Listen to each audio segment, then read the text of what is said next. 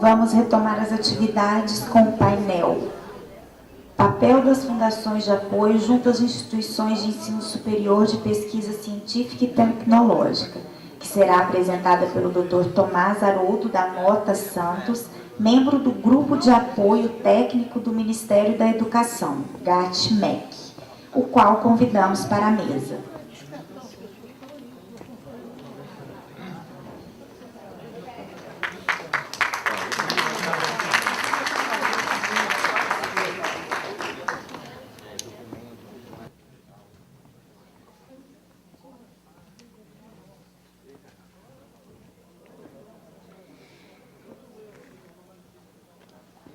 Convidamos também a doutora Lúcia Maria Kliman, membro do Conselho Consultivo da Fundação Médica do Rio Grande do Sul, que coordenará os trabalhos dessa mesa.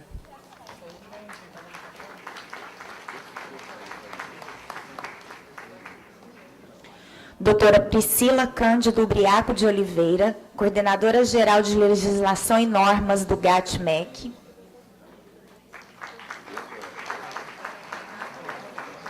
E o doutor Rodolfo de Carvalho Cabral, consultor da coordenação geral do GAT-MEC, ambos como debatedores desta mesa.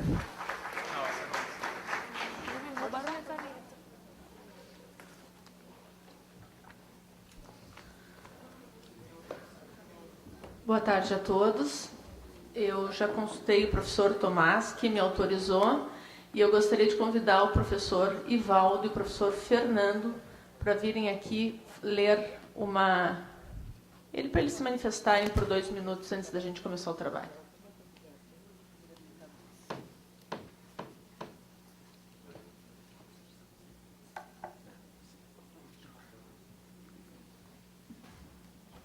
Boa tarde, pessoal.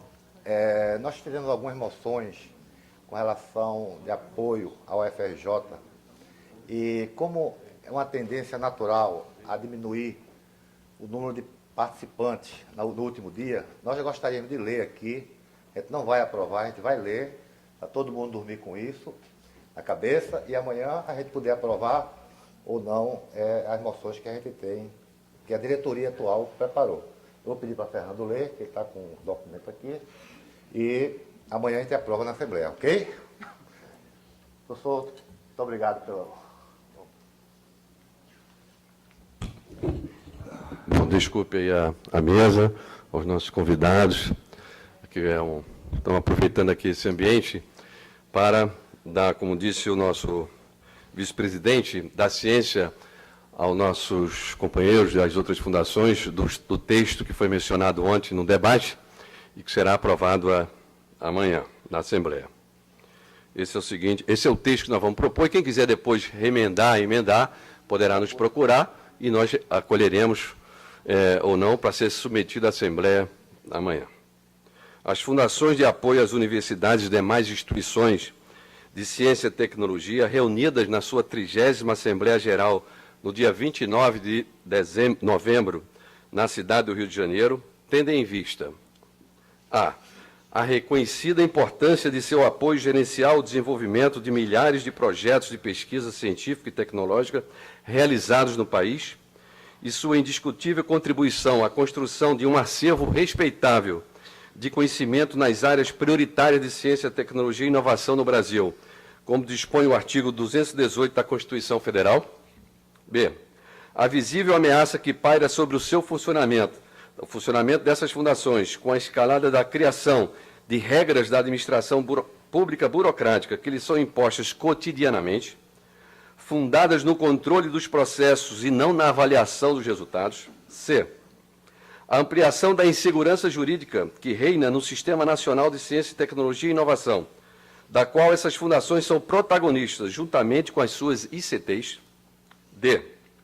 A absurda condenação pública de contrato do Banco do Brasil com a UFRJ, e com a Fundação José Bonifácio, aprovado pela Procuradoria-Geral da Universidade, e considerado como, abre aspas, desvio de recursos públicos para entidade privada, fecha aspas, por um agente do Ministério Público Federal e por um relatório interno da CGU, é que tais condenações equivocadas, ao serem aproveitadas pela mídia sensacionalista, trazem graves prejuízos à imagem de instituições tão caras ao desenvolvimento nacional, com danos irreversíveis à reputação de funcionários públicos injustamente acusados.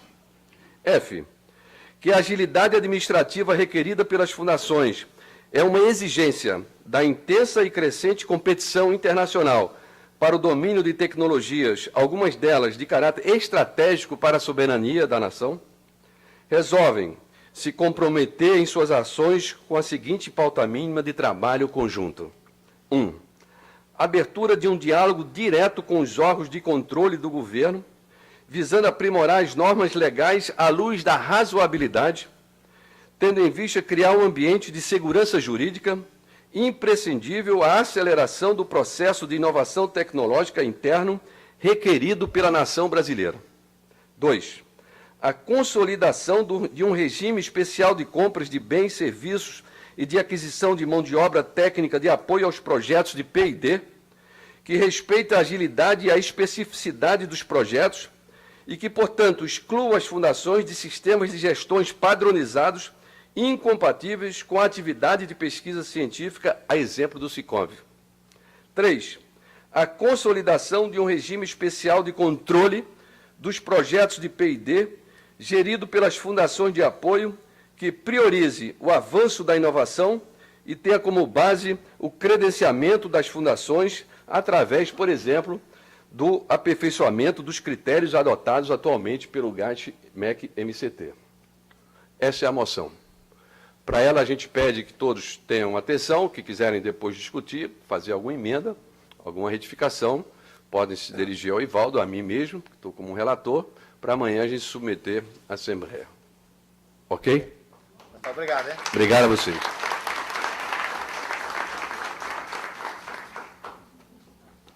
Muito bem, então, agradecendo a atenção da plateia, ao professor Ivaldo e ao professor Fernando, nós, conforme combinado com os demais membros da mesa, nós vamos mudar um pouquinho a sistemática deste painel. O professor Tomás Haroldo fará sua exposição e, imediatamente após, nós abriremos para perguntas e, na sequência, os demais membros, nossos colegas, vão fazer a sua apresentação. Por favor, professor Tomás.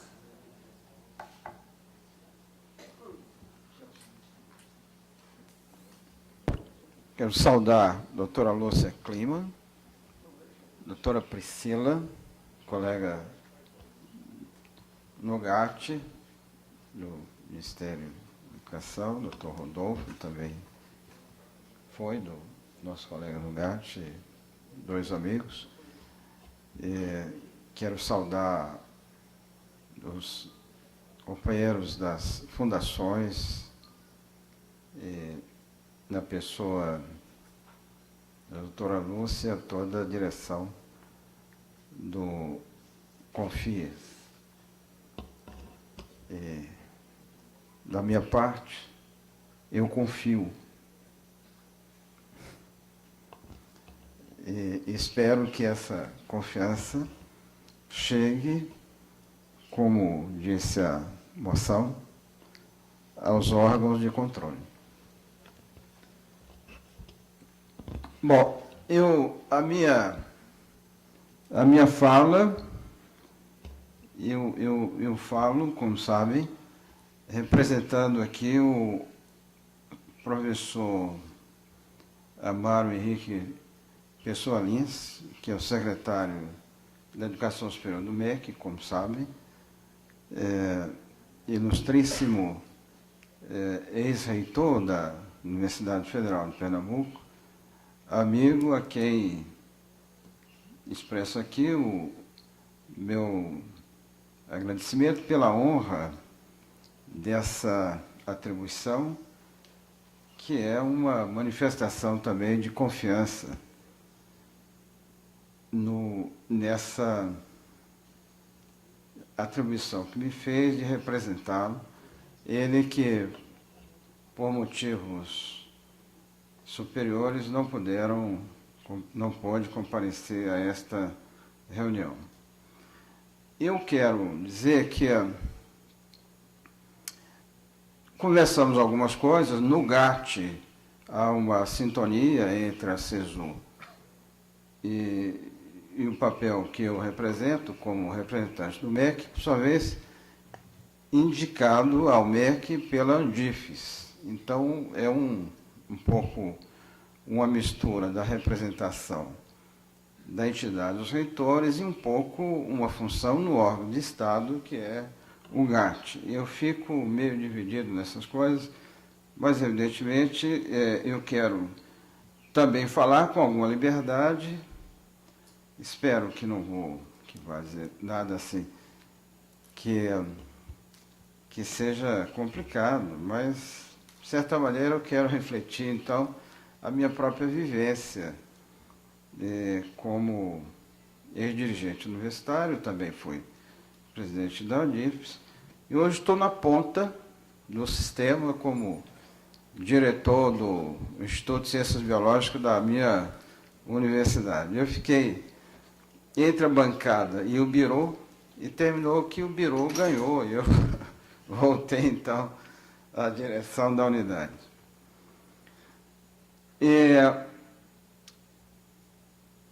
Eu participei numa mesa redonda, no último encontro do Confias, também como membro do GART, sobre o tema novos procedimentos para credenciamento e recredenciamento das fundações de apoio.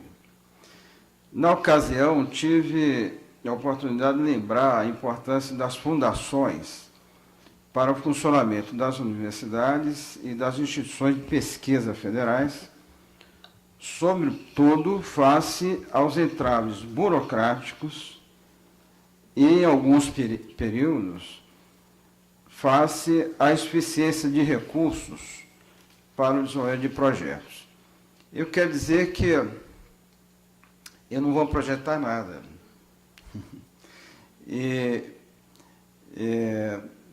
Face à proximidade do convite para a representação do professor Amaro e a minha viagem, eu tive tempo de pensar, mas não de escrever. Eu terminei de fazê-lo aqui um pouco antes e espero que eu entenda a minha própria letra.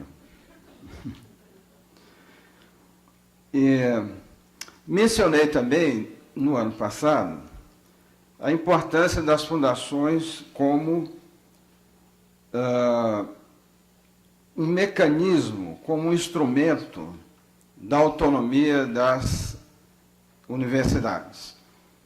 Eu peço desculpa às fundações e aos representantes das fundações das ICTs em me referir mais às universidades, que é sobretudo a minha experiência, mas, por certo, alguma coisa que eu disser sobre as universidades, várias delas, pelo menos, se aplicam às instituições de pesquisa em ciência e tecnologia. Como sabemos todos, as universidades gozam de autonomia acadêmica, patrimonial, administrativa, etc., para a realização indissociável do ensino, da pesquisa e da extensão, conforme prevê o artigo 207 da Constituição Federal.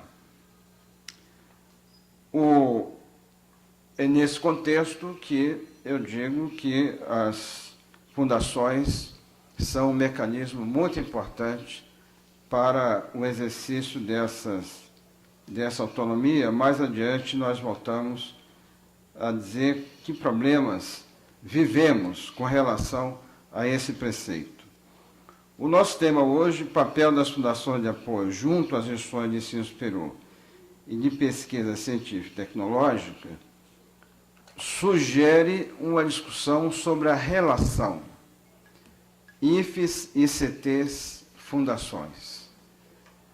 Essa relação está, todavia, associada às respectivas funções das IFES e ICTs. Portanto, há de pensar-se nessa relação, levando-se em conta a dinâmica social, cultural e política, na qual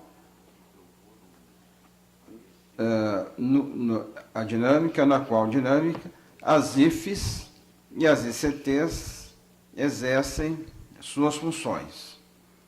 Então, há uma realidade que nos envolve a todos e ao final, eu quero propor uma linha de pensamento que eu tenho a pretensão de achar que é um desafio às fundações. Essa relação, como sabemos, não se dá aleatoriamente, mas norteada por uma legislação própria, por sua vez determinada ou relacionada a normas que regem o serviço público como um todo. Aqui, uma primeira dificuldade, falando das universidades. Embora autônomas, as universidades, nas suas relações com o Estado, quero falar de suas relações com os órgãos de controle, TCU, CGU, AGU, Ministério Público, com o Poder Executivo, com o Legislativo, com o Poder Judiciário, essas relações são relações que limitam a autonomia das universidades. Falo do Estado e fazendo aqui a diferença de que não estou me referindo à entidade, o governo, como uma relação institucional importante das universidades, mas falo propriamente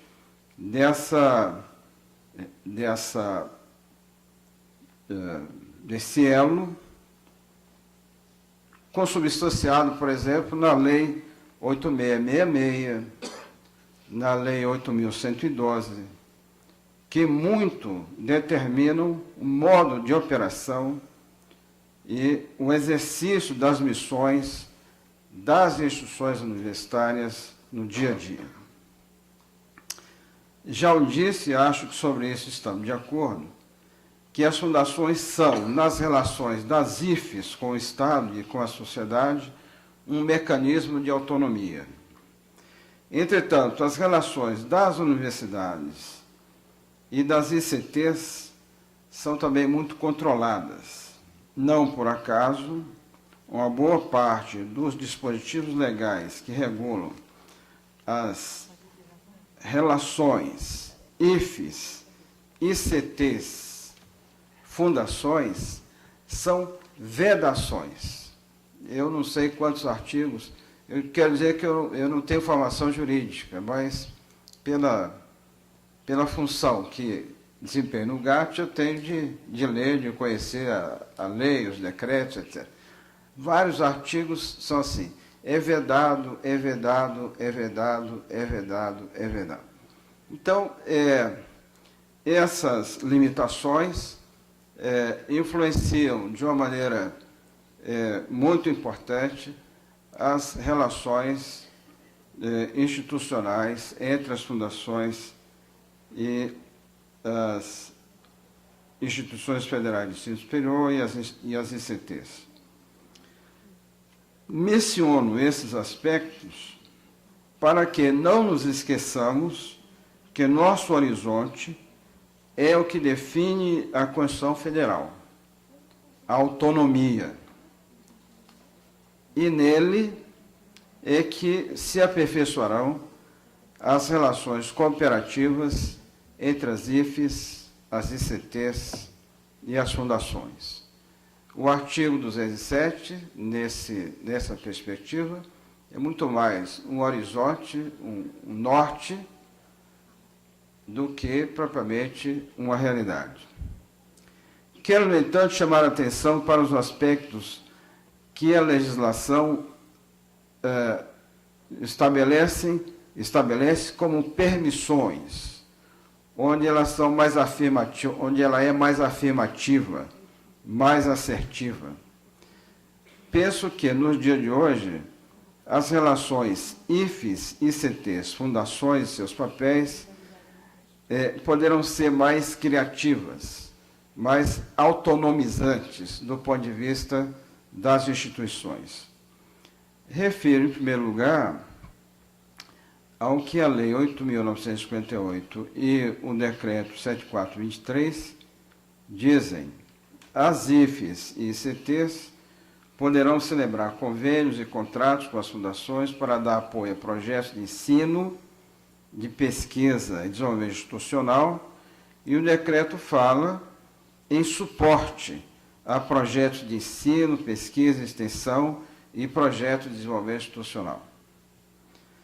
Todavia, esses programas e projetos de desenvolvimento institucional estão vinculados aos respectivos planos de desenvolvimento institucional das instituições. Aqui é que eu acho que há uma novidade, há uma positividade da qual as instituições e as fundações podem se servir. Escrevi assim: acho que há uma importante novidade, é que os PDIs das IFES e certamente das ICTs são um instrumento fundamental de seu desenvolvimento autônomo. Propostas de projetos, de programas, originárias as propostas, da sua própria comunidade acadêmica. Não necessariamente o que poderia ser um complemento, mas não necessariamente induzidas, mas aquilo que as instituições acham que devem compor autonomamente seu plano de desenvolvimento institucional. É, sobretudo, através dos PDIs que as instituições podem criar e inventar seus papéis, alguns possivelmente novos, que sejam determinados por sua consciência histórica e que, nesse ponto, ultrapasse legitimamente o que estiver fixado como norma, isto é, do que pode e do que não pode.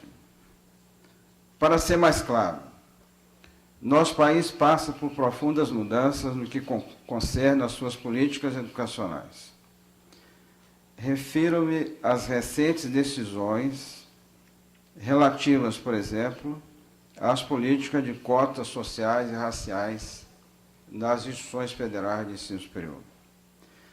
Essas decisões não são apenas decisões de governo, mas políticas de Estado, posto que legitimadas por definições do Poder Legislativo, do Poder Executivo e do Poder Judiciário.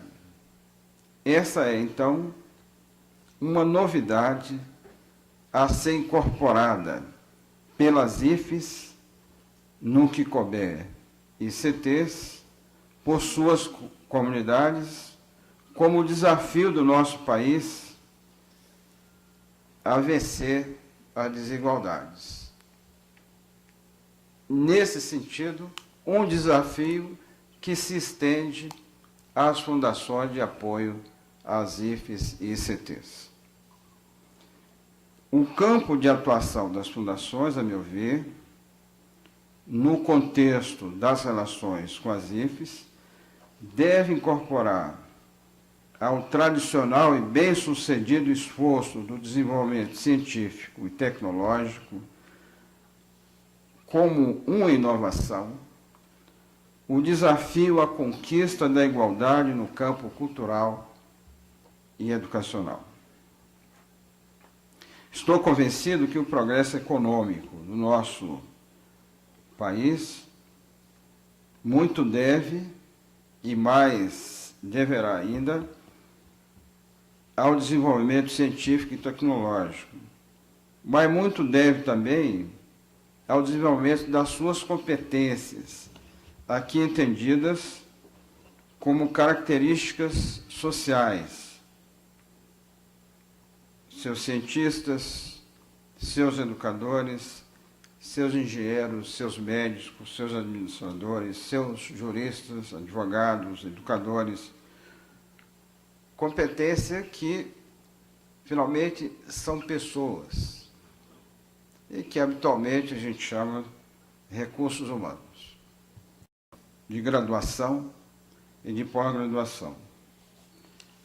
Trata-se agora de tornar a busca da competência um instrumento de uma construção de uma sociedade mais justa e fraterna, pelo menos, menos desigual.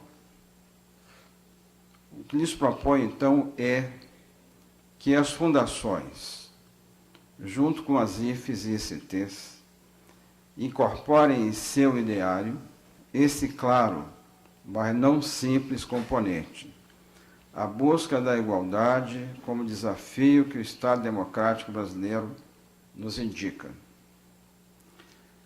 Já concluo dizendo que um país mais igual em todos os seus aspectos será também um país em paz. E acho, com o mote aqui dos 10 minutos, que a legislação, essa tão proibitiva, tão vedativa, permite instrumentos de uma relação entre as fundações e as universidades que incluam esses novos desafios, que são também inovações.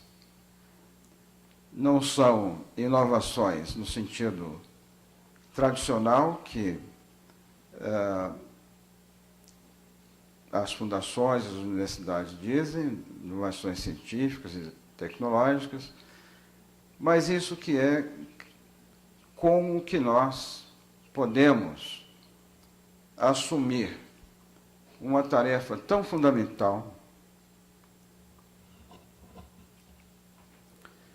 que é cuidar do nosso país de outro jeito, que ele seja mais igual, mais fraterno, e isso é uma tarefa que, em parte, a nós todos nos cabe. Então, é isso que eu trago como reflexão e acho que é uma simples mensagem para dizer que, para além do horizonte da criação da ciência e tecnologia, há algo mais a ser feito por todos nós. Muito obrigado.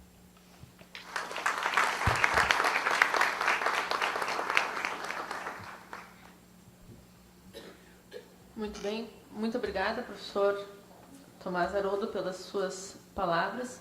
Eu gostaria de abrir para o público. Quem quisesse se manifestar, por favor, levante o braço para que a gente possa alcançar o microfone, ou através de perguntas ou algum depoimento sobre a fala do professor Tomás.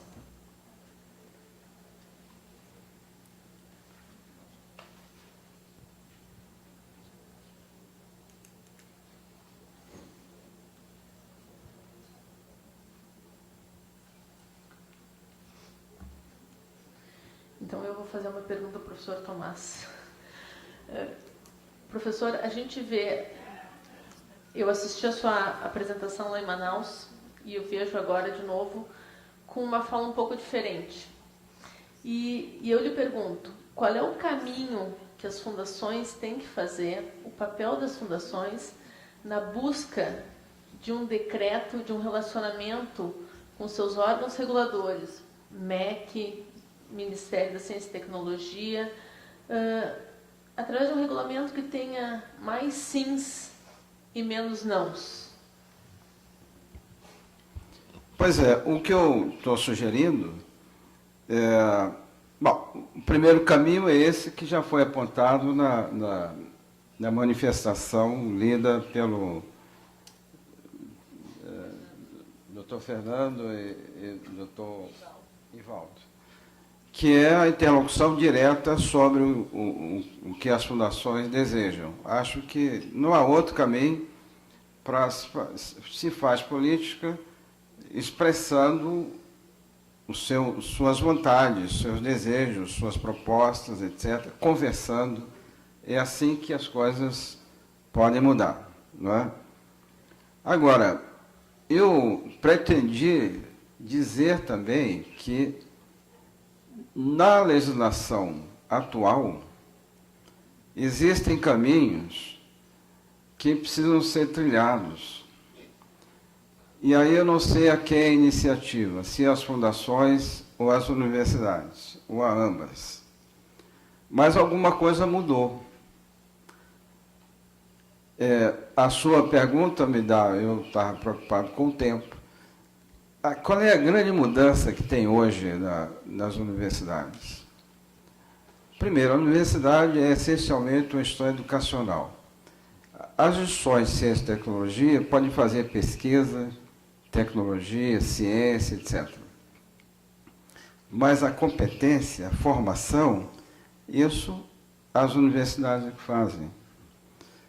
E esse pedaço faz as duas coisas.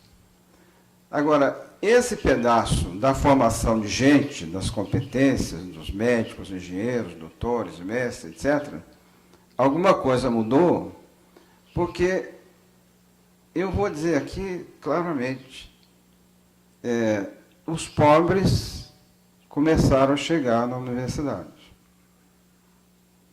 O que isso quer dizer a nós todos? Eu posso dizer que não é em todos os cursos, mas há alguns em que alguns estudantes nunca foram ao cinema.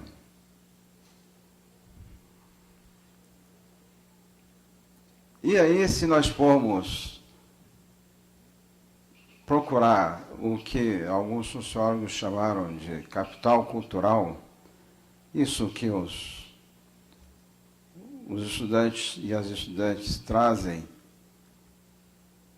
ao chegar na universidade e que não necessariamente é aprendido nas escolas, mas nas relações da família, etc., isso que vai determinar de uma maneira tão importante o seu desenvolvimento e a sua formação nas universidades, esse capital, essa carência, essa vida cultural que a escola não provê, de alguma forma as universidades têm de oferecer.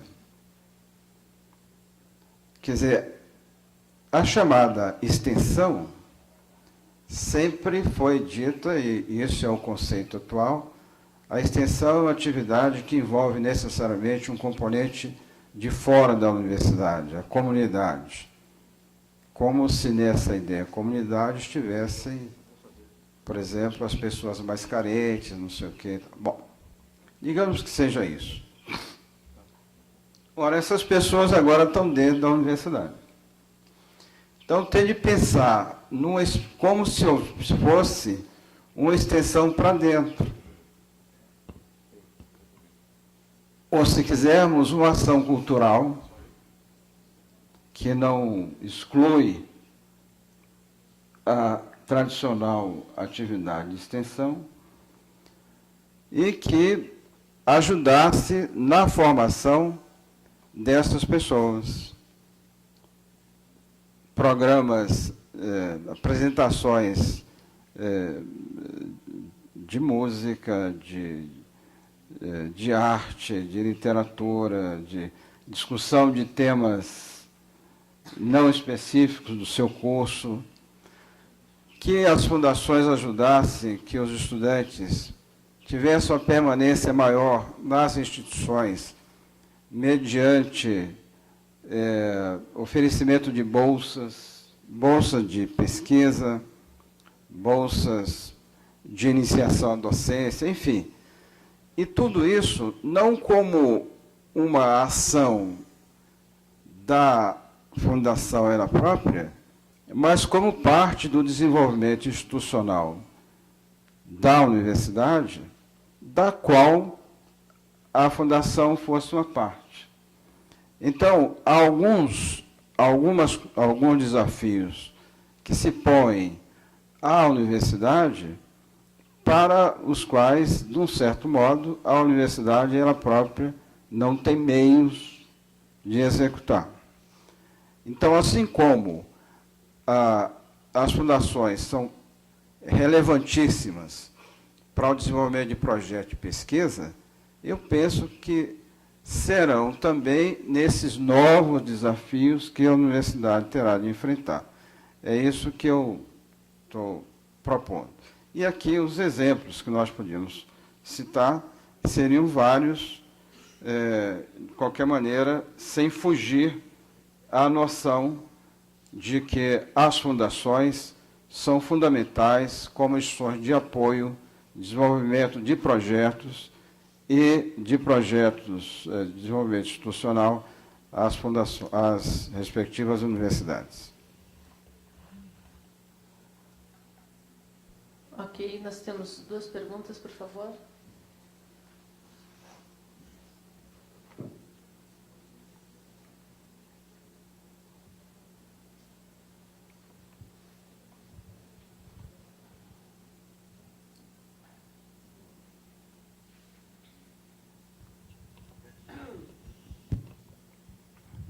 Boa tarde. Meu nome é Guilherme. Eu sou de Santa Catarina, aposentado da Universidade Federal, e atualmente eu faço parte do Conselho Fiscal do Confies. Eu gostaria, primeiro, de fazer uma ponderação. O senhor disse que hoje pobre está indo para as universidades, estão entrando nas universidades. Eu, quando era guri, eu era pobre e fiz Universidade Federal. Conheci, a minha mulher era pobre, fez a Universidade Federal. Tive vários amigos que eram pobres, todos hoje são formados, estão aí. A grande diferença para hoje, no meu modesto entendimento, é que naquela época, você tinha, por exemplo, na minha cidade, você tinha um colégio catarinense, que era onde estudava o pessoal que tinha mais pós, os filhos de rico, da região sul, mas nós tínhamos o Instituto Estadual de Educação, que era um colégio público, excelente, e que nós competíamos no vestibular, em pé de igualdade do pessoal que vinha da escola Colégio Catarinense. Então, eu acho que as universidades você não vai resolver a excelência dos estudos, da pesquisa, da extensão, por meio de decretos que facilitem a quem não tem a formação necessária no nível médio a frequentar a universidade. Mas a minha discussão não é por aí. É que o senhor falou em autonomia universitária e o senhor falou em credenciamento, logo no início. E a autonomia universitária também não vou discutir aqui, porque a autonomia universitária, para mim, nenhuma universidade tem autonomia no Brasil. Mas só vou discutir sobre um ponto para provar que, pelo menos nesse ponto, é certo que ela não tem autonomia. Uma fundação X qualquer quer se credenciar com fundação de apoio. O que é que ela faz? Ela tem seus relatórios, na qual está obrigado, junto ao Ministério Público, junto à instituição que ela quer apoiar, ou que já vinha apoiando, quer renovar o seu apoio, tem a sua auditoria externa, as suas contas, aos seus relatórios, submete tudo isso ao conselho curador da própria fundação, que normalmente são formados por professores, pessoas ligadas àquela comunidade. Quando aprovado, vai ao conselho curador da universidade, que também vai examinar criteriosamente todo o que foi encaminhado e vai propor ou não a aprovação. Se aprovado, aí sim, vai para o Conselho Universitário. O que é o Conselho Universitário? O Conselho Universitário é o órgão máximo das universidades e ali estão legitimamente representados todos os segmentos da universidade. Se o professor de esquerda, direita, meio, centro está lá, aluno, técnico administrativo, estão todos lá. E esse conselho, após toda essa tramitação, decide que a universidade, que a Fundação X vai ser uma fundação de apoio. Perfeito. No meu entendimento, aí vem a autonomia. O reitor deveria anexar a ata que foi aceita a indicação daquela fundação para a fundação de apoio e comunicar ao ministro da Educação ou da Tecnologia, ou os dois, de que a Fundação X foi aprovada como fundação de apoio daquela universidade por um período de 2 anos, como é o caso hoje. Né? Mas não. Depois de todos esses níveis da universidade, depois do Conselho Máximo da Universidade ter aprovado, se submete-se a um grupo dentro do Ministério que vai dizer se aprova ou não. Isso é autonomia universitária? Toda a comunidade de uma universidade submetida a um grupo, depois de aprovado, a palavra final tem que ser da própria universidade, não de grupo nenhum, de ministério nenhum. Não quero, né, ofender ninguém, mas eu tenho esse sentimento. Então, se nem isso consegue, tem autonomia, pode-se falar em autonomia universitária? Para mim, falar nisso é... Muito obrigado. Bom, vamos começar do fim. Vamos começar do fim dizendo o seguinte, pelo final, e concordando com o senhor que, de fato, as universidades não são autônomas, de fato. Né? Constitucionalmente são, mas na realidade não são. Em boa parte, as fundações surgiram como uma resposta autônoma das universidades para driblar dificuldades que a falta da autonomia gerou. Agora, na realidade, o reitor não é autônomo, não tem autonomia para fazer uma série enorme de atos administrativos, políticos, etc. Por quê? Isso, nos 80, foi tentado. E o TCU veio e condenou as contas do reitor, porque tal e tal ato era incompatível com a legislação específica, por exemplo, para a contratação de pessoal, ou para exercer uma certa despesa, etc. Então, na minha fala, eu disse, nas relações com o Estado, as universidades são limitadas, por exemplo, pelas leis 8.112, que é a lei do regime jurídico único, e a lei 8666, que regula, como o senhor sabe, as licitações, etc. Então, na prática, as universidades não são autônomas. O GAT, esse grupo, do qual nós somos parte, o GAT cumpre um papel de apoio, um papel de assessoria aos respectivos ministérios, ministros, por delegação, aos secretários, secretário da CESU, no caso do MEC, o secretário da CEPED, no caso do MCT, para o credenciamento das fundações. E o que esse grupo faz não é nada mais, nada menos do que conferir se as solicitações de credenciamento e recredenciamento das fundações estão de acordo com a respectiva legislação que foi definida no Congresso Nacional. Agora, mudar uma lei não é atribuição do reitor.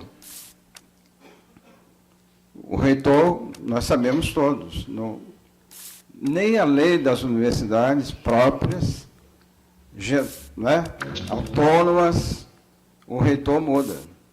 Tem, como o senhor sabe, todo um processo, etc. Tal. Então, essa é a realidade nossa. De fato, as universidades, embora o horizonte seja da autonomia, na prática, no dia a dia, as universidades não são autônomas. Nós estamos de acordo. O caminho para isso Eu não sei. Talvez tenha uma legislação própria de pessoal, um regime próprio de pessoal, um regime próprio de compras. Enfim, no setor administrativo, algumas legislações são indicadas, já são criticadas historicamente por todos os reitores, desde quando eu pude acompanhar essas ações. Eu próprio, como presidente da Andifes, enfrentei várias situações alegando que as universidades autônomas não podiam aceitar tais e tais e tais decisões governamentais. Então, nisso nós estamos de acordo. Sobre a outra questão que eu trouxe aqui como reflexão, eu queria dizer o seguinte: as universidades devem ser apoiadas, segundo a lei, para o conjunto de todas as suas atividades: ensino, pesquisa e extensão. Então, trago para a reflexão das fundações um desafio, que é um desafio do Estado brasileiro, não é do governo, não é um decreto, é uma lei criada no Congresso Nacional, sancionada, julgada constitucional pelo Supremo Tribunal Federal, que estabelece um regime de cotas para escolas públicas, para os autodeclarados negros ou indígenas. Isso é lei. E agora? Qual é a nossa atitude face a essa situação? Muito simples. E há quem defenda isso. Olha, essas pessoas entram por uma porta e a comunidade os põe para fora pela outra, se não houver uma mudança de atitude, nem da comunidade universitária e nem da instituição universitária. E quando eu digo que os pobres estão chegando à universidade, estão mesmo. Porque uma boa parte da comunidade universitária que hoje entra nos seus diversos cursos vem da escola pública, pelo mecanismo criado, e são, de fato, pessoas mais pobres. Então, nós, exatamente porque pode haver uma insuficiência de formação dessas pessoas, é que cresce o nosso compromisso de, em relação a elas, termos uma atitude diferente. Tratar diferentemente, com mais cuidado, com mais generosidade essas pessoas, para que elas venham a ser os cientistas, as pessoas, os acadêmicos, com a necessária competência que nós esperamos. Eu sou uma dessas pessoas, não havia cota. Mas muitos do meu curso primário, muitos do meu curso de ginásio, não tiveram a oportunidade que eu tive de fazer uma universidade, fazer um doutorado, fazer um pós-doutorado, não é? Me situar como, enfim, cientista, um dirigente, etc. Eu sou um sobre um número muito grande. E é essa assimetria que o Estado brasileiro quer superar. E sem alguma generosidade e sem alguma ação institucional da universidade e das fundações, nós não vamos superar essa desigualdade, essa assimetria. Por favor, professor Fernando.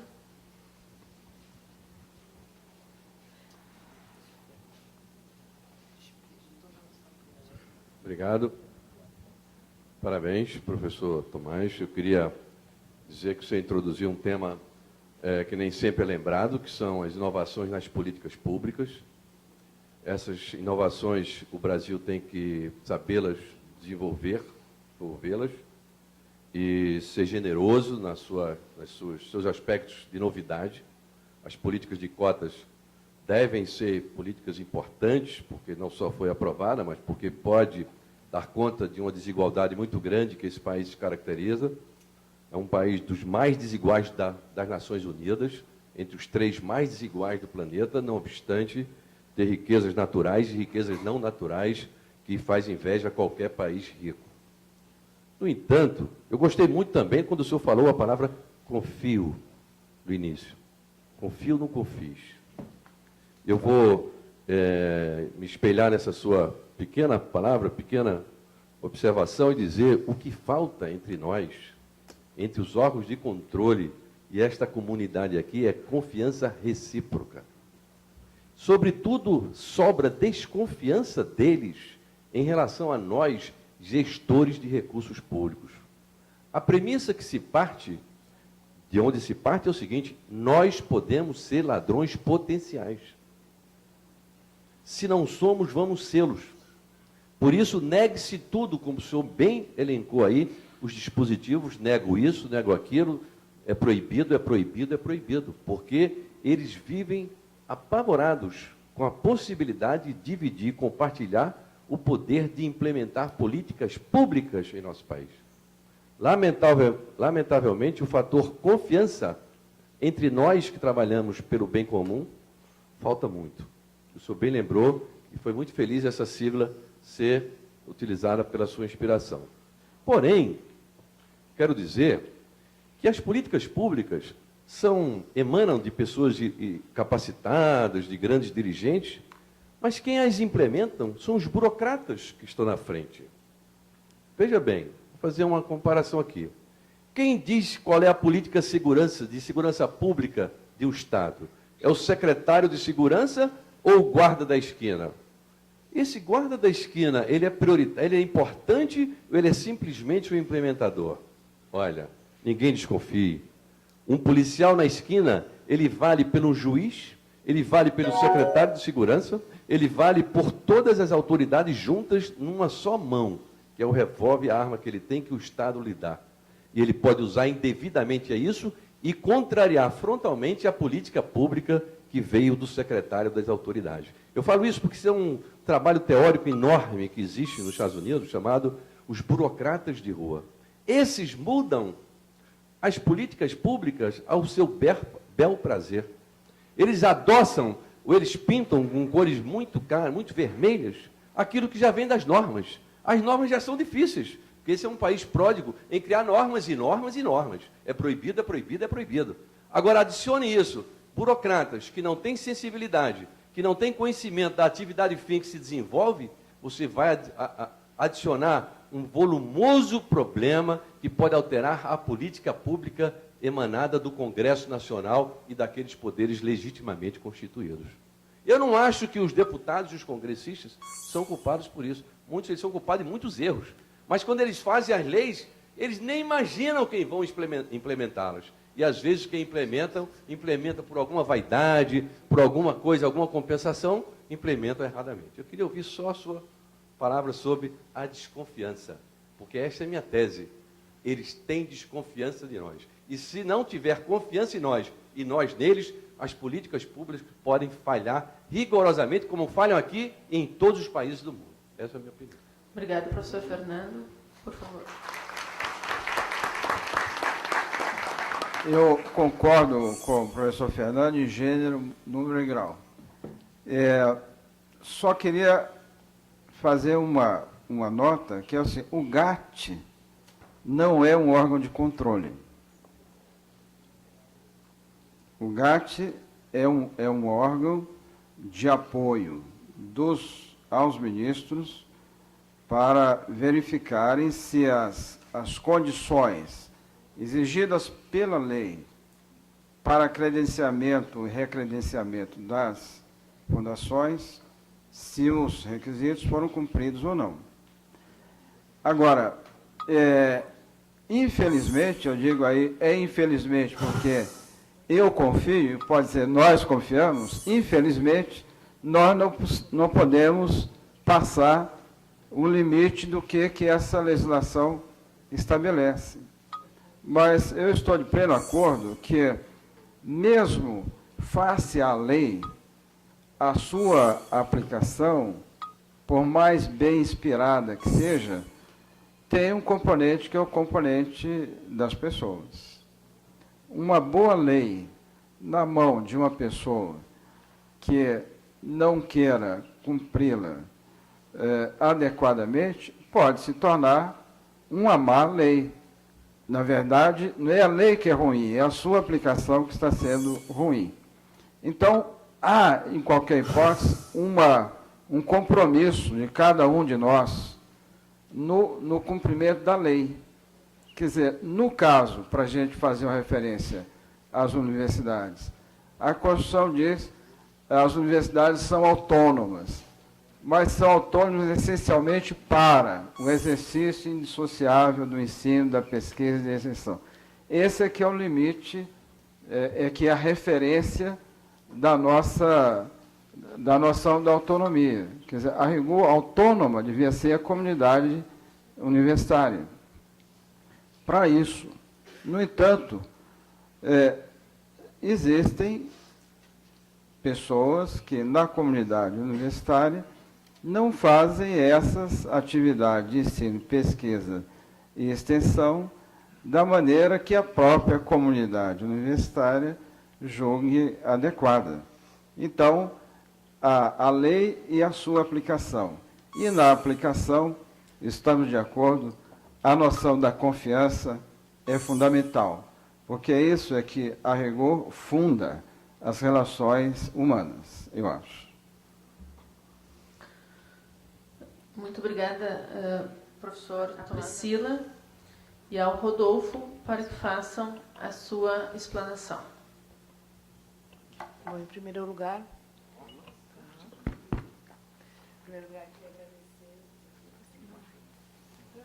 queria agradecer o convite de podermos estar aqui, agradecer a professora Lúcia que está mediando a mesa, saudar aqui o professor Tomás, também agradecê-lo por ter vindo aqui, então, de tão curto aviso, aí, representando o professor Amaro Lins.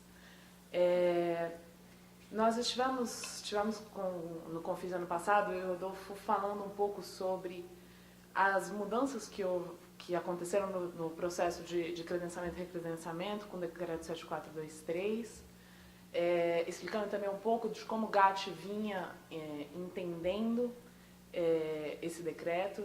E eu acho que a fala do professor Tomás e a fala do professor Fernando aqui são perfeitas, porque essa confiança recíproca de que se falou, ela é feita com base no diálogo, né? E eu acho que esse diálogo que é importantíssimo entre quem está implementando a lei, aqui nós como grupo de apoio técnico, estamos lá na ponta analisando o processo das fundações de apoio, e esse diálogo com vocês exatamente porque muitas vezes essa lei ela é interpretada de uma forma e no diálogo a gente acaba verificando que, olha, não é bem assim, porque afinal de contas quem está aplicando, quem está utilizando essa lei são vocês, né? Então a gente tem sempre buscado esse diálogo, tem sempre buscado atender as fundações que têm nos procurado lá. Nós tivemos também algumas mudanças esse ano no GAT, né? A professora Meire, que estava conosco, se aposentou, então nós temos uma nova representante do MCTI.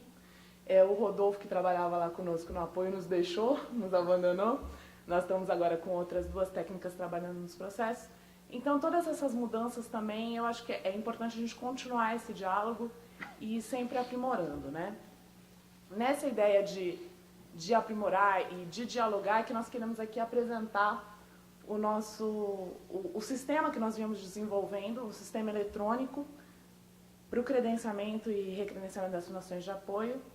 A ideia desse sistema começou há alguns anos atrás já, buscando dar mais celeridade aos processos. Hoje a gente sabe que as reuniões do GAT acontecem bimensalmente, às vezes as fundações não conseguem enviar a documentação a tempo, entra só na próxima reunião. Isso gera uma série de atrasos em relação à própria burocracia nossa, né? Então, numa forma de facilitar e de agilizar esse processo, a gente tinha pensado nesse sistema eletrônico. o sistema foi pensado com essa função de agilizar o processo, de dar mais transparência.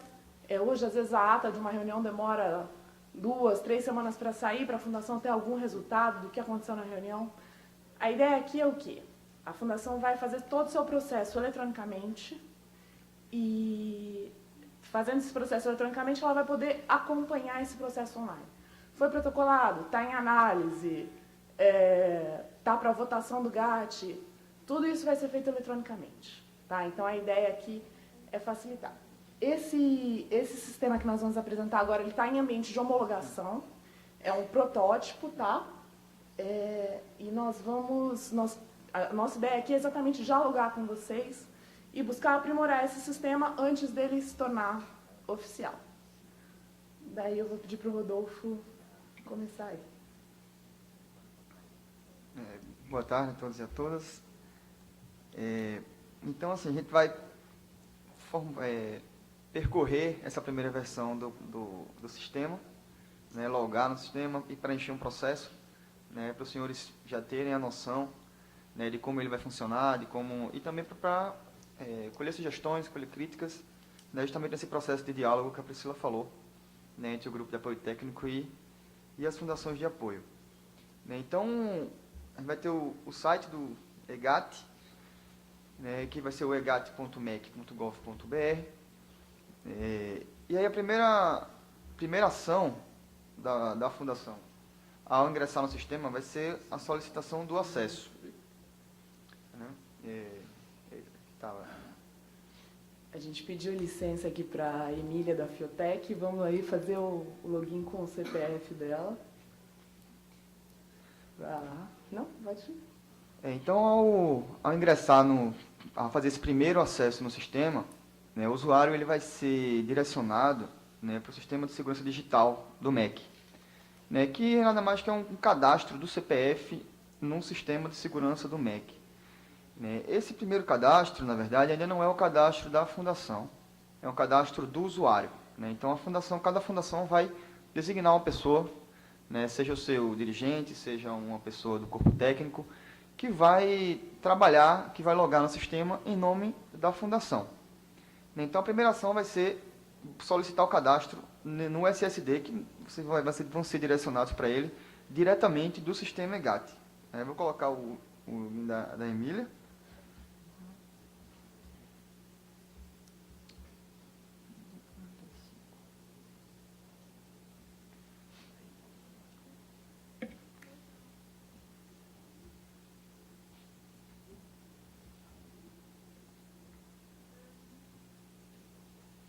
E aí, a partir do CPF, vão aparecer as opções de logar como suporte MEC, como administrador e como fundação de apoio. Então, eu vou selecionar aqui a fundação de apoio, né, mandar aqui para o próximo. E aí já vai aparecer, já tem um link com o site da Receita Federal, que já busca o nome da pessoa e o nome da mãe. E aí tem os dados a serem preenchidos, certo? Os dados obrigatórios são esses que constam com o asterisco vermelho. Eu vou colocar um e-mail genérico aqui.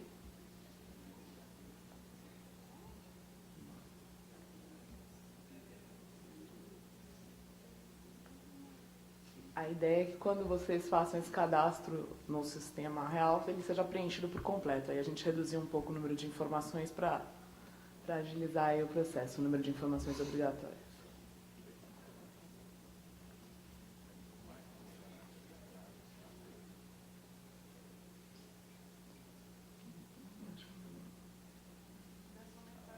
Eita, aí a Emília apareceu a data de nascimento dela, tudo aqui, sem autorização. É hoje, né?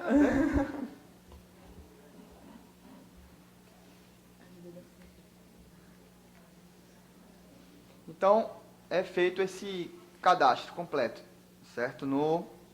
É feito esse cadastro no Sistema de Segurança Digital, então o CPF do usuário está feito aí no sistema. E aí, a partir de então a pessoa vai logar, né, vai fazer o login no sistema, certo? Só que aí a partir e aí a gente vai efetivamente logar com aquele número que foi cadastrado.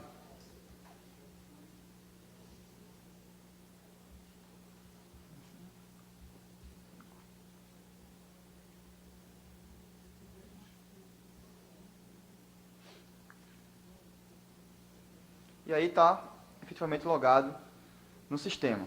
Né? E aí a pessoa já está... E aí vai ser feito o cadastro da Fundação de Apoio.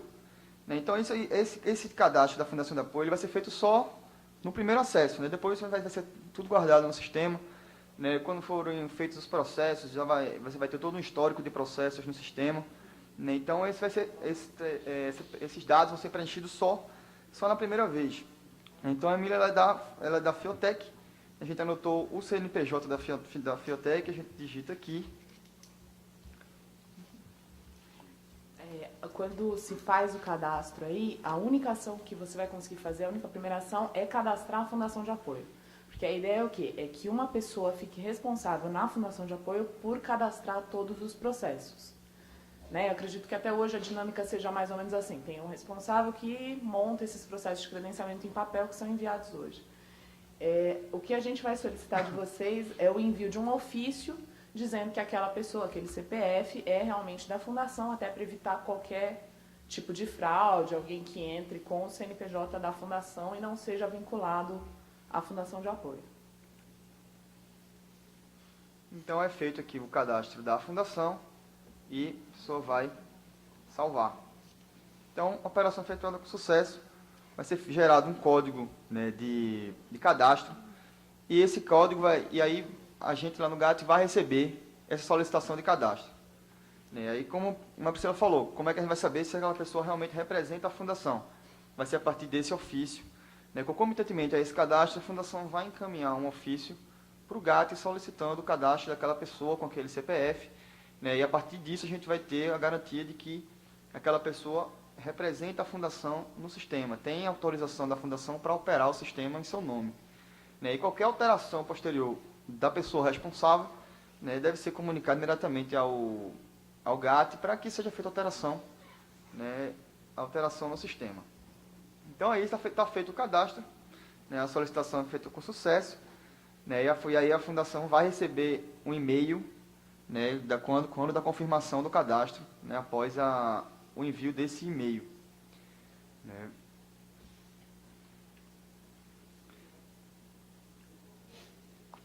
E aí, quando já estiver autorizada, a pessoa vai logar no sistema. Né. Como a Emília não teve autorização ainda do GAT, né, a gente vai agora entrar com outro CPF da pessoa já autorizada, que a gente está utilizando ela aqui como representante da FAD, né, com a autorização do professor Ivaldo. Aí, a gente vai usar a FAD para fazer esse modelo aqui. Na verdade é porque o Rodolfo é da UFPE, então ele quis usar a FAD para fazer esse modelo aí. E aí a pessoa logou no sistema, né, a Fundação de Apoio ela já está preenchida quando ela fez aquele primeiro cadastro que a gente fez agora no nome da Emília, né, e aí vai cadastrar a instituição apoiada. A gente pode cadastrar mais de uma instituição apoiada, né, quando você for preencher um processo de autorização, né, mas aí inicialmente você vai preencher a fundação a qual você é primeiramente vinculado, né, e aí a gente pode fazer a busca aqui pelo CNPJ. Vai ter aqui, vou colocar o CNPJ da UFPE, que é a fundação a qual a FAD é vinculada, a instituição a qual a FAD é vinculada.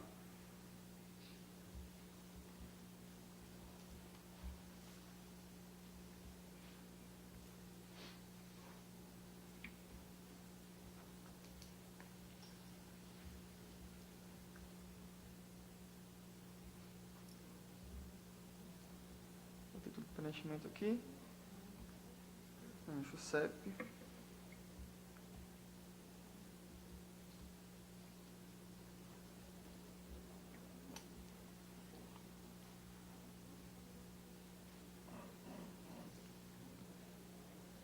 E aí está salvo aqui essa instituição apoiada no cadastro da fundação. Então, sempre quando logar, vai ter lá, como instituição apoiada, vai estar lá listado a UFPE como instituição a qual essa fundação ela é vinculada. Então, aí a gente vai preencher um processo de credenciamento. Né? Como é que vai ser agora? Hoje em dia, os senhores mandam uma documentação para o MEC, fazem juntam aquela série de documentos, mandam para o MEC. Né? Agora vai ser bem mais simples, né? Vai ser bem mais fácil. A gente coloca aqui novo processo, né? Instituição apoiada. A gente faz a busca aqui, vai aparecer o FPE, já cadastrado. E aí, credenciamento, ele já seleciona automaticamente. Quando o sistema for para o ar, efetivamente, já vai ser feita uma migração de dados. Né? Então, quando a FAD, por exemplo, se cadastrar e colocar o FPE, o sistema já vai automaticamente sugerir o recredenciamento, porque já vai estar migrado para ele os dados, né, de que ela já é atualmente credenciada. Então, mas aqui, como ainda não tem nenhum dado dela, não foi novo ainda a migração, vai aparecer aqui no processo possível o credenciamento. E aí, aquele checklist o checklist que o GAT usa hoje em dia para fazer a análise dos processos de suas reuniões, ele vai estar online, disponível, né, para a fundação. Né, e aí, isso vai agilizar bastante, porque a fundação só vai poder enviar o processo quando tiver com todos os documentos. Né, então, a fundação já vai saber desde já se ela é diligenciada ou não. Né, vai diminuir bastante as diligências e vai agilizar bastante os processos em relação à falta de documento. Né, então, primeiro a gente tem aqui, o primeiro grupo de documentos em relação ao estatuto da fundação. Então, já vai ter ali a dica do que o GAT espera que a fundação anexe, o que vai ser requerido daquele documento. Então, o estatuto da fundação deve ser detalhado para que a fundação destaque a finalidade não lucrativa, o exercício gratuito dos membros dos conselhos superiores, né, a exigência do decreto. Né, e aí, a fundação, a finalidade não lucrativa, a fundação vai apertar aqui adicionar um documento, né, e aí o tipo de documento que vai ser trabalhado vai ser o documento PDF. Né, então, a fundação vai gerar um documento PDF, anexa no sistema. Certo? Está aqui o documento anexado. O sistema ele ainda está sem, mas nós já solicitamos umas caixas de comentário embaixo, para caso a fundação queira esclarecer algum dado do documento, ou detalhar, por exemplo, anexou o estatuto, a finalidade não lucrativa está no artigo X do estatuto. Então vai ter um espaço para fazer esses comentários. Então, a gente anexou os documentos aqui, nos dois, na finalidade não lucrativa e no exercício gratuito dos membros dos conselhos superiores. Então, a partir desse momento, os links vão ficar verdes, né? Ou seja, está devidamente preenchido. A gente salva aqui, né? Então, ele vai avisar, o processo ainda não foi enviado. Você salvou aquilo ali, você pode depois logar novamente e anexar os outros documentos, ou pode continuar o preenchimento normalmente. Né? Regularidade fiscal, né? São as certidões de CNPJ, Previdenciária, FGTS, Fazenda Estadual e Fazenda Federal. E aí uma dúvida que a gente sempre recebeu muito no GAT, já deixa claro lá, as certidões elas devem estar válidas, né, quando do prazo de envio. Né, que muitas vezes, durante a duração do processo, né, você vence aquele prazo de validade daquela certidão negativa, né, mas não há necessidade de mandar de novo aquela certidão. Né. Então, quando do protocolo, aquela certidão está válida, né, então já deixa claro, o sistema já deixa claro aqui. E aí você vai fazer o mesmo processo, né, vai anexar os documentos em PDF. Né, e aí cada documento que você for anexando, ele vai ficando verde, né, como preenchido.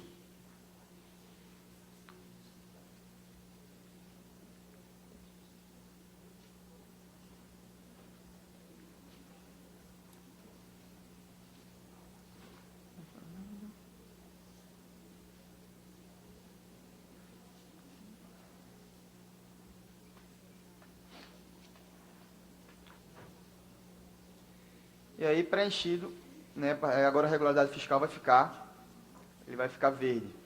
Né, então, ou seja, esse módulo foi preenchido. Você salva aqui também, mesmo procedimento, o processo não foi enviado ainda, você está salvo ali no seu login, esses documentos. Né, composição dos órgãos dirigentes da fundação. Né, então, deve haver detalhamento da comprovação de que mais da metade dos membros do Conselho Superior da Fundação são indicados pela instituição apoiada. Né, e também da presença de membros de entidades científicas, empresariais ou profissionais sem vínculo com a instituição apoiada. Então, a partir de vão ser comprovados também esses documentos com arquivos PDF também.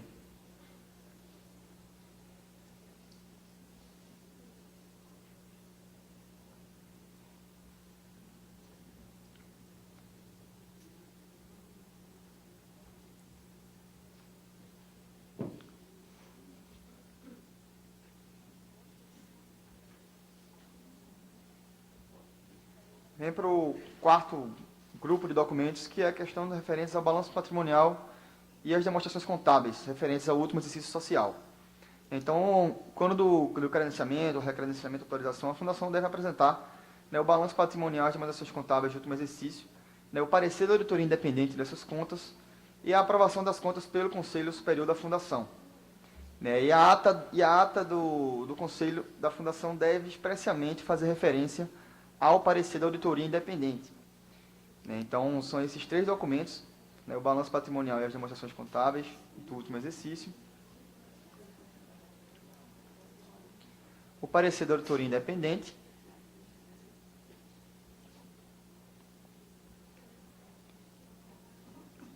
e a ata do Conselho Superior da Fundação aprovando o balanço.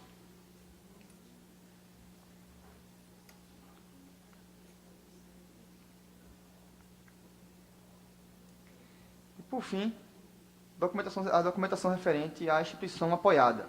Aqui, como é um credenciamento, é um processo mais simples do que o recredenciamento, mas a lógica é a mesma. Quando for recredenciamento, só vão aparecer mais itens, mais opções de documentos a serem anexados. Então, a gente tem a ata do colegiado superior da instituição manifestando prévia concordância com o credenciamento da Fundação. E temos a norma interna da instituição apoiada, que disciplina a sua relação com as fundações de apoio. E aí o processo está completo, aí ele vai avisar aí, o cadastro do processo está com todas as informações obrigatórias preenchidas. Consequentemente, ele pode ser enviado para análise. Então, o processo ele está todo preenchido, com os documentos em PDF.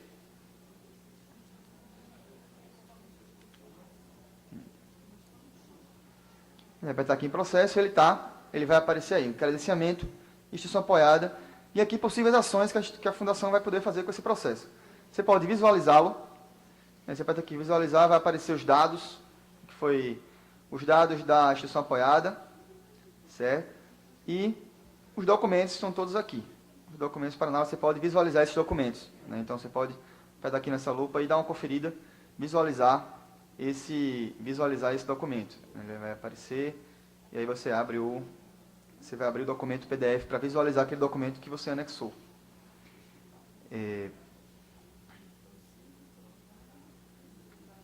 Vou ter que voltar. Também pode editar. Então, você aperta aqui para editar e aí aparece a opção para você excluir algum desses documentos. Não, esse documento aqui está errado, quero trocar. Você pode repetir a ação, excluir aquele PDF que foi anexado e incluir o documento correto. Você pode excluir esse processo, eu quero recomeçar o seu preenchimento, pode excluir totalmente esses dados referentes a esse processo e, por fim, enviar para análise. Então, é importante esse processo de conferência, porque quando o processo ele for enviado para análise, a Fundação não vai poder mais alterar os documentos que estão nele. A partir do momento que é enviado para análise, o GAT vai receber. Só a partir de então, o GAT vai ter acesso a esses documentos. Então, a partir do momento que ele é enviado, a Fundação só vai poder continuar visualizando, mas não vai poder mais editar os documentos que foram anexados no sistema. É importante lembrar isso, que no momento do preenchimento, o GAT não vê o que vocês estão preenchendo no processo. Realmente, só quando você clica ali no envio, que vai ser gerado o número de protocolo, que vai ser, inclusive, o número de acompanhamento do processo. Então, a gente só tem acesso ao processo nesse momento do envio. O envio, ele não pode ser feito sem todos os documentos obrigatórios lá preenchidos. Entretanto, se houver algum impedimento de, está faltando um documento, mas eu quero protocolar o processo assim mesmo. Hoje, você poderia fazer isso no processo em papel. Então, para não te dar essa possibilidade, você pode anexar um arquivo de PDF com uma justificativa de por que aquele documento não está lá, ou se ele vai ser anexado em 60 dias porque não teve reunião no Conselho Universitário, qualquer coisa nesse sentido. Tá? E daí pode fazer o envio do processo normalmente. E aí, enviado para análise. E aí ele vai confirmar, ele vai justamente dar essa informação de que não vai poder mais ser alterado, né? E vai colocar uma tela de confirmação. Enviado para análise, né? Vai ser gerado o número, certo? A fundação vai receber o número desse processo naquele e-mail que foi cadastrado, certo? E vai poder acompanhar, né? Vai poder imprimir também a comprovação desse cadastramento, né? E vai poder acompanhar o processo. O processo em andamento vai aparecer aqui, ó, protocolado. Né? Sempre que a fundação logar, ele vai acompanhar se ele está protocolado, se ele está em análise pelo técnico, se ele está submetido à votação do GAT, se ele está em diligência, né? Vai poder visualizar o processo, certo? E vai ter o histórico do andamento, as datas, né? Então, acho que a professora Lúcia, quando ela fez um questionamento sobre como a gente faria essa relação para as fundações receberem mais sim do que não. Eu acho que com relação ao GAT, as fundações a gente vai ter uma relação bem melhor do que já foi. Eu acho que isso aqui é justamente mais uma relação de diálogo, de transparência. A gente está submetendo para as fundações. A gente queria muito aproveitar esse momento que estão todas as fundações aqui presentes para expor essa primeira versão do sistema. A previsão desse sistema ir ao ar é no primeiro semestre, agora de 2012. Então, vários dos próximos processos dos senhores vão ser desenvolvidos já no sistema. Então, para a gente era muito importante fazer essa introdução. Acho que vai ser bem mais simples agora, bem mais fácil. As fundações terem acesso, sabendo o que é que precisa, o que é que o GAT espera daquele documento, vai estar lá tudo explicado. Então, vai ser, a gente acredita que com isso, por todos nós, pelo MEC, pelo GAT e pelas fundações, a previsão no primeiro semestre, agora de 2013. Isso, então, é bem próximo aí. Então, a gente vai construindo junto essa relação e a gente acredita que o sistema é mais um passo. A gente ainda precisa, na verdade, o sistema ele precisa ser testado. Então, esse sistema é uma versão preliminar e a nossa ideia é que a gente ainda faça alguma fase de teste. Vamos solicitar aí para o Confis algumas fundações para tentarem cadastrar processos, se houver algum erro, algum problema no sistema, para a gente já identificar esses bugs, que o pessoal de TI chama, para evitar qualquer problema quando o sistema for de fato ao ar. Tá?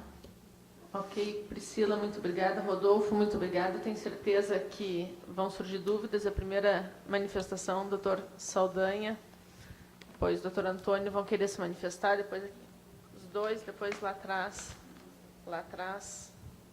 Aqui. Bom, Roberto Saldanha, eu sou da Fundação Médica do Rio Grande do Sul.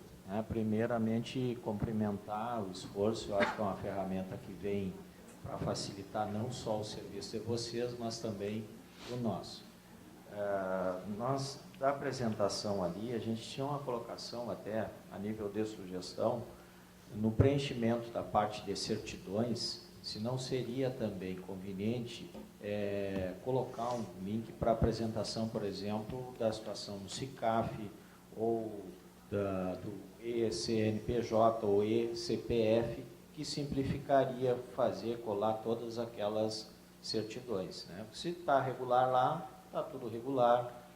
Acho que galga aí a possibilidade até de simplificação e tornar mais rápido, mais sério. A outra sugestão também, que eu não reparei se existe, a exemplo do que há no imposto de renda, depois de fazer o preenchimento, um link para conferência de pendências, principalmente daquelas partes obrigatórias. Isso seria interessante. Processo resolvido. Exatamente, resolvido, olha, não há pendência, ou ao alerta, ou está ok. Eu acho que isso aí, antes de tu enviar, acho que nos daria uma certa garantia de que preenchemos adequadamente. A outra situação, que também comentasse a Priscila, um espaço para comentários, Sim. se não seria possível também, ou se vai existir, algum link para dúvidas, Sim, né? sim. Esclarecimento de dúvidas que podem surgir, eventualmente eu não tenho tal documento, porque a minha universidade fornece outro que é denominado de outra forma, e por aí vai, que a gente sabe que A pode ideia acontecer. é, inclusive, fazer um FAQ, né, umas perguntas mais frequentes do sistema, só que isso tem que ser construído junto com as fundações, acredito, e com o tempo a gente vai aprimorando. Perfeito. E saiu da tela, mas no rodapé tem um telefone para contato e um e-mail, que agora está um telefone fictício, mas a ideia é que sempre que houver necessidade de esclarecer qualquer dúvida, possa se entrar em Certo. contato por esse telefone. E a última colocação que eu tenho a fazer é que, pelo que eu entendi da fala do Rodolfo, o credenciamento vai ser um preenchimento mais simplificado que o recredenciamento. E aí eu me pergunto, então teria que ser o contrário, porque se eu já estou credenciado, eu já atendo uma série de coisas. Se eu estou só me recredenciando, eu acho que de repente poderia ser um processo mais simplificado que o primeiro. É o que me parece. Na verdade, vai ser mais simplificado, né, Rodolfo? Porque a gente fala dessa forma porque, na verdade, o recredenciamento ele exige alguns documentos, por exemplo, a avaliação de desempenho, que não tem como ser feita num processo de credenciamento porque ainda não existe essa relação fundação de apoio e instituição apoiada. Então, tem alguns documentos a mais que são a incorporação de parcela, que também não existiria, a participação de 2/3 pessoal. Isso não existe num processo de credenciamento e tem que ser comprovado num de recredenciamento. Mas a ideia é o quê? O sistema ele vai migrar esses dados quando for feito um processo de recredenciamento. Vai ter essa opção. Então, o professor vai lá fazer o processo de recredenciamento, vai poder optar por migrar os dados que já estavam preenchidos e que permanecem iguais para esse processo de recredenciamento. Então, na verdade, o preenchimento ele é simplificado. Tem apenas esses documentos a mais que a legislação exige. E a outra coisa aí, por último, se fosse possível, né, dentro das limitações que a informática nos permite, se seria possível, a cada período, sei lá, de 15 dias ou 30 dias, disparar um e-mail, né, informando em qual o andamento que está. Acredito que cada fundação vai controlar, né, e de perto, mas isso seria interessante, né, que fosse disparado algum sistema avisando. Isso, assim, cada andamento que o processo for ter, o sistema vai automaticamente enviar um e-mail comunicando para a fundação. Isso vai ser bem mais rápido, até porque hoje em dia, por exemplo, onde você tem uma diligência, a fundação recebe um ofício com a diligência, com 30 dias para responder, e mesmo que ela responda em uma semana, ela vai ter que aguardar a próxima reunião do GAT, 2 meses depois, para ter um resultado daquilo ali. Com o sistema, não. As reuniões do GAT vão ser virtuais, o GAT vai ter reuniões presenciais eventuais, para debater determinados casos que demandem uma discussão, um debate entre os membros. Então, mas agora não vai ficar tão engessado o processo. Ele vai ser, a fundação é feita uma diligência, a fundação recebe a diligência por e-mail, já anexa aqueles documentos que são requisitados no sistema também, e a aprovação, a ideia é que seja bem rápido, seja um processo célere. Então vai ter essas notificações para os usuários. Essa análise vai ser por ordem de protocolo, não vai ser mais feita. Hoje a gente reúne todos os processos e analisa em uma reunião.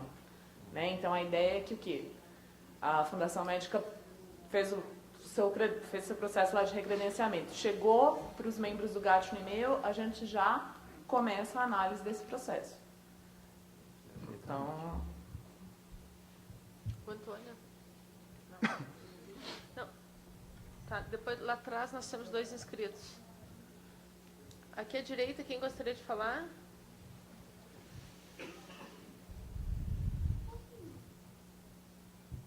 Gostaria de saber somente se há uma limitação quanto ao tamanho do arquivo para envio.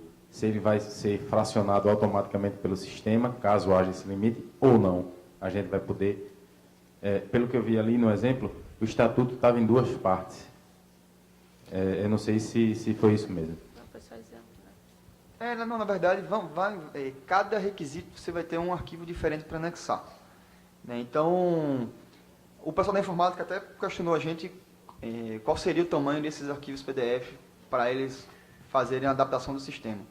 A gente previu em 100 páginas, acho que foi 100 páginas de um PDF. Mas se a fundação tem um documento que ele é maior do que 100 páginas, você pode normalmente adicionar mais de um documento em cada requisito, não tem limitação.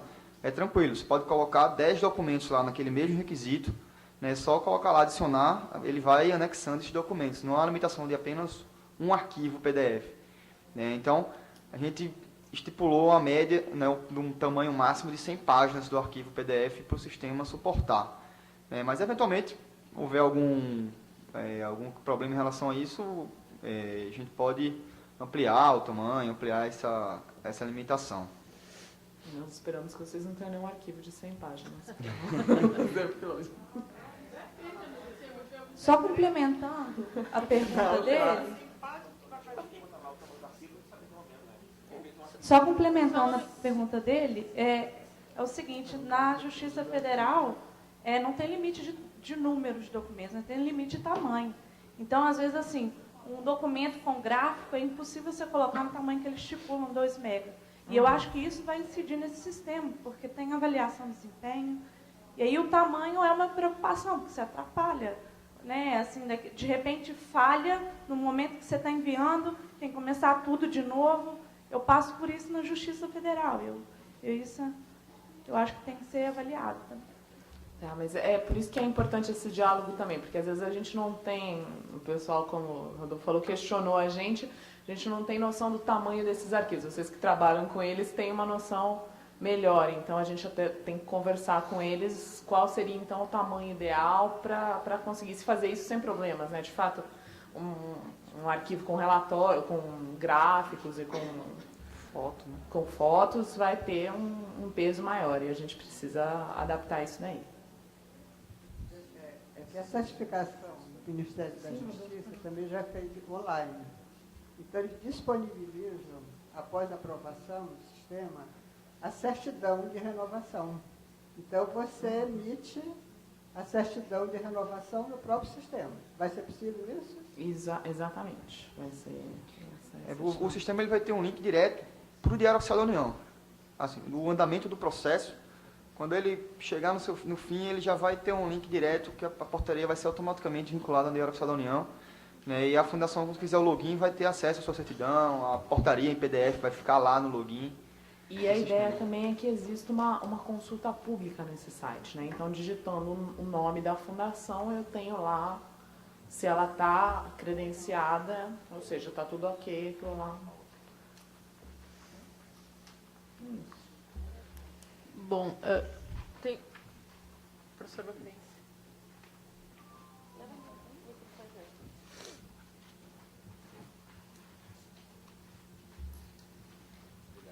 Paulo Bracarense, ex-presidente do Confis e ex-membro do GAT. Eu gostaria só de deixar, eu acho que é um registro importante, que nós perdemos, o Confis perdeu o assento no GAT, né, por uma determinação legal.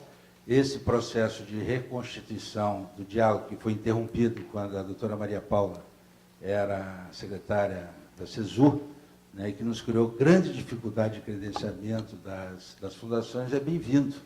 E é importante que o Confis, agora no fechamento desse programa, que é um avanço, né, que o Confis participe efetivamente lá do fechamento do programa. Algumas questões que parecem técnicas de menor importância, mas nós temos que apresentar os relatórios. Esses relatórios, dependendo da fundação, são relatórios muito grandes. E isso pode, eventualmente, criar algum problema.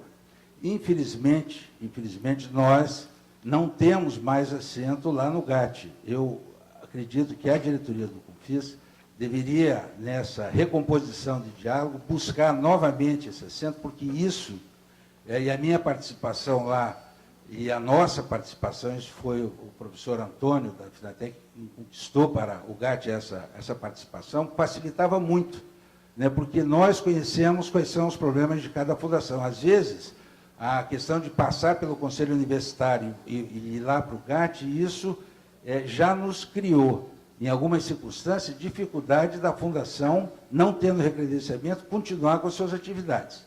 Então, eu acho que essa reaproximação ela tem que ser mais do que isso. Ela tem que, futuramente, o Confis deve buscar uma participação mais efetiva, mas eu gostaria de sugerir, nessa circunstância, né, que houvesse efetivamente, não, porque o diálogo assim, não, estamos dialogando aqui com todas as fundações. Não é assim, esse diálogo não funciona. Não é esse diálogo que nós estamos fazendo com vocês hoje, né, que vai resolver todos os impasses que surgirão.